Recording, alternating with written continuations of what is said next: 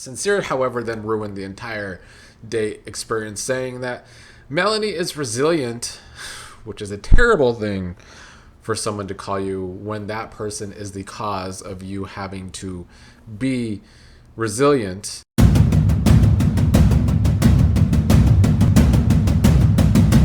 What's up, everybody? The Love Island USA Season 8 season has finally come to an end after last night's finale, and we did indeed have a Bryce and Trinity win, which always seemed to be in the cards. Well, maybe not always. At the beginning of the game, they were actually third in the polls most of the time at best, but as their relationship grew, so did their fan base. I'm going to just touch upon the positives of last night's episode. I know there's already been drama since the season ended with Sincere's annoying ass, stupid ass family. I'll try and touch upon that in a different video tonight or tomorrow or when I'm in the right headspace to touch upon that. But let's talk about last night's episode, which I thought production did a very good job. It was a very positive episode. There was a romance. There was a lot of nostalgia.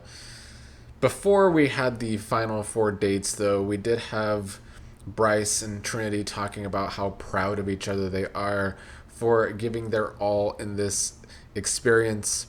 We had Zach and Kayda talking about how they went from Paradise Cove, of all places, to the finale.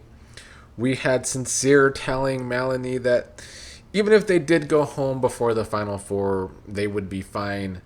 Melanie, of course, still had the thought, thanks to all of her stands voting her and Sincere so far into the game, that America must see something good in their connection.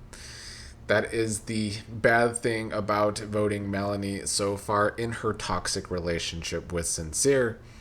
And then we had Carl and Aniya talking about how they have something good and America must see that. As for the dates, Sincere and Melanie went first. Their date was alright. We had Sincere giving Melanie a massage to start, even though he needs more practice. You know, he is not a masseuse. Then they made pizzas together, and then they just sat and drank and enjoyed time away from everyone else. It was definitely a low-key date. It kind of felt like maybe them getting a chance to start over and reconnect with a whole massage and then making pizzas together. You know, things that they can do together to try and build that intimacy back. Even though I don't know if they totally lost it, at least not on a physical level. They talked about how they looked familiar at first and how they were just 20 minutes away for a couple of years without even knowing each other. Sincere, however, then ruined the entire date experience, saying that Melanie is resilient, which is a terrible thing for someone to call you when that person is the cause of you having to be resilient. She then commented on that, saying, "Don't put me through more shit just because you think I'm resilient." I'm glad she at least commented on that, because honestly, Sincere calling her that was just another example of why these two, if they stay together, is going to be a toxic ride together. He said that, I don't know, he just said a lot of sweet nothings to her, doing his usual sweet talking that seems to work on a lot of people. A lot of you have left comments over this past week about how people leave the show and they still have good things to say about Sincere, even if they have bad things to say about some of the women, like Soul. Soul never got out of the house and said bad things about Sincere, even though he's the one that played her ass and made her look like a fool. Amora got out of the house and said good things about Sincere while trashing the women. Or maybe this season just had too many trash men and too many male-centered women. That could be the case as well. But yeah, he did a lot of sweet talking. In the end, they both said it was their best first date, which for a first date makes sense. For a first date, it was cool. All of these dates are supposed to be kind of over the top. Honestly, all I could think after this date ended was, I'm so excited to no longer have to listen to Sincere anymore. Trinity and Zeta together are planning double dates in the future, Bryce and Zach such good friends, but also Trinity and Kayda good friends too. Zach and Kayda's big date was definitely the biggest shrug of the dates.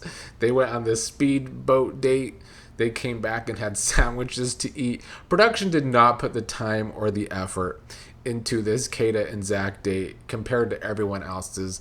I mean, Melanie and Sincere's was not the greatest, but this one was far worse. But he did talk about how he wants to move wherever she is. He will bring Kayda to England, but he sees himself in the States with her. They did seem to enjoy their one-on-one time on this date, even though it wasn't that great. Anniah and Carl's date, on the other hand, was one of the more romantic dates that Love Island USA ever put together. The setting of flowers and desserts and champagne. Carl saying that Anniah looked like a princess.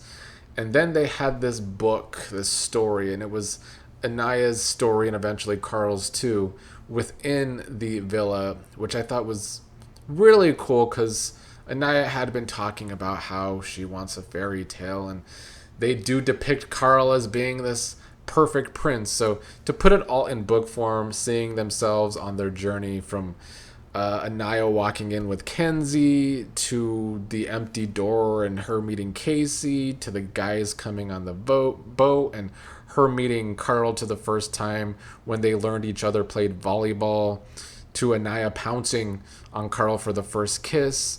Even had the sad stuff from Carl's departure, which Carl said every story needs a will they, won't they. And Carl did admit that was a tough moment for him. But then they had Carl coming back flexing in the cake and them reuniting, them doing karaoke, them meeting each other's families. And in the end, the story was that the princess found her prince charming. And then they had empty pages in the book that the fairy tale will continue. I thought this was really sweet. Anniah got really emotional, said she was grateful that he gave her a second chance. He said it was always going to be her. Honestly, they both got emotional. And she feels like he lets her shine and her light was down for a while. All in all, one of the more romantic dates that Love Island USA has ever done. And this was probably the best date out of the four, I will say. Even when Carl went back having to talk to the guys about the experience and, him always being called a prince, he said that that name keeps getting thrown at him even though he's a street rat. But so far, at least on the show, Carl has done a good job of depicting himself as a prince. The last date was Bryce and Trinity, where they talked about how they feel like they are each other's best friends. And this date basically just led to them talking about how they have never invalidated each other's feelings, which is a very healthy sign of a relationship. They talked about how their moms come from this background of being single moms that raised them, so they feel like they both come from humble upbringings. And then it led to Bryce saying, "I love you," and Trinity saying it back. Trinity saying she's been waiting for him to say it. Bryce also basically inviting her to stay in LA as long as she wants. I think Bryce is ready for Trinity to move right in. They're then the couple that got the big native performance there in Fiji. And so they had a sweet date. I still think Carl and Anniah's was better, even though I was rooting for Bryce and Trinity to win out of the four. In the end, all the girls got to have their nails done before going downstairs and meeting their guys, where they had all these pictures on display. Each couple would walk down one by one, get to see photo memories of their time in the villa. The whole thing was very Mercury retrograde, which it currently is. The nostalgia is always strong during Mercury retrograde. They then had a memory video for the couples to watch, which I also think was a good touch, because usually all the couples get to have movie night where they have to watch all of the bad things that may have happened to them or somebody in their couple this season. So it was a nice touch for the show to finally give people their positive moments that they got to watch. People from home got to talk to them too, which was cool. And then celebrities, for some reason, also got on to talk about this season. So, yeah, I think production did a great job in this episode. The dates that meant something were very well done. Really, just two of them, Carl and Anniah and Trinity and Bryce's. And then I did like the nostalgia because for the people in the game, this is their lives that they got to share with us to such a huge audience, to such a crazy audience because we are crazy. So I'm glad that they wrapped it up on such a positive note. Zach and Kayda got fourth place as expected. Zach saying that he's leaving with the real prize in Kayda. Third place went to Melanie and Sincere. I am glad they did not get higher than that because I felt like they had a good shot at it. Second place was Carl and Anniah, and Bryce and Trinity give us our winners, which I am happy with. Second place has always been kind to couples as well, so maybe Carl and Anniah will have a lasting relationship. I have always said they are the same speed. They do have a lot in common. They're both very wholesome. I do hope it works out for them if they are real.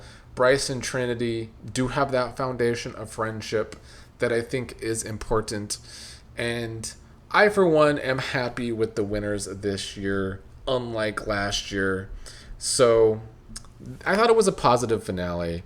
I will get to all of the drama with Sincere's family. And, TT going out there to debunk people are trying to make things worse for TT out there than they actually are, which is annoying. I don't like when people make up fake things about people. I'll try and touch on those topics tomorrow if I have the time. I hope everyone enjoyed my coverage on the season. I will be messy, still talking about these people's lives outside of the villa, especially since we have so long until the reunion. There's probably going to be a lot of drama leading up to the reunion. The fact that there was already drama on the night of the finale speaks volumes.